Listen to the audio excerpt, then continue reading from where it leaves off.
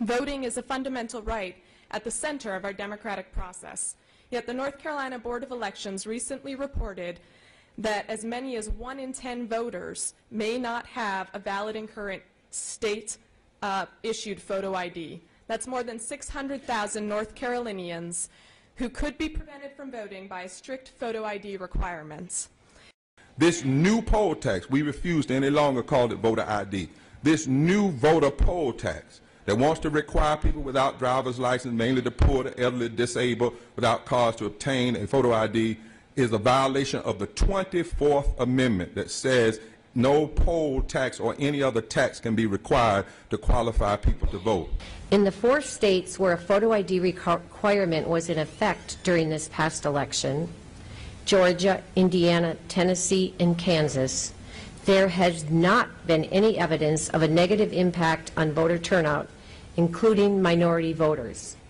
In fact, to the contrary, the Atlanta Journal-Constitution newspaper reported that turnout among Black and Hispanic voters in Georgia actually increased after the law went into effect.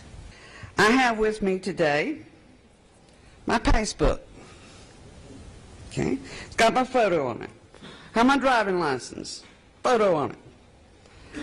I have my credit card, photo on it. I have my bank ID card, photo on it. Did it cost $20, $30, $40 for me to get these IDs on these cards? No. Many people with disabilities in North Carolina lack photo identification.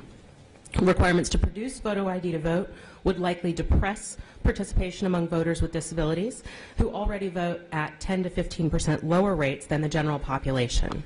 When you have early voting, 5 weeks to vote, anybody can register, what message are you sending to the young kids? That voting is not important, it's just another everyday thing. So when you look at these rules, think about a way to clarify where college students can vote. And all those people that's in here that's gone now that had no on them, I got a real important question for you. You don't want a voter ID, but how many of you want an ID before I have a right to have a gun? Think about that and what your personal motive is. As a member of the Forsyth County Board of Elections for 6 years, we always have mostly losing candidates who come in to yell voter fraud.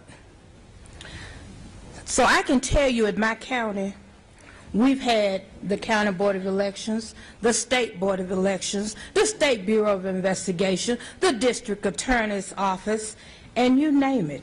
Voters alike, candidates who were disgruntled, average citizens, and don't even talk about the news media, all digging and looking and researching.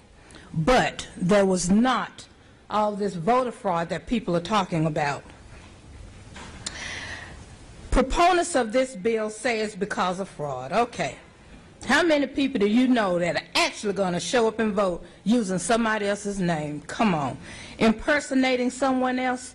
That just doesn't exist. How many illegal or non-citizens do you think really want to show up and chance being deported or getting federal time?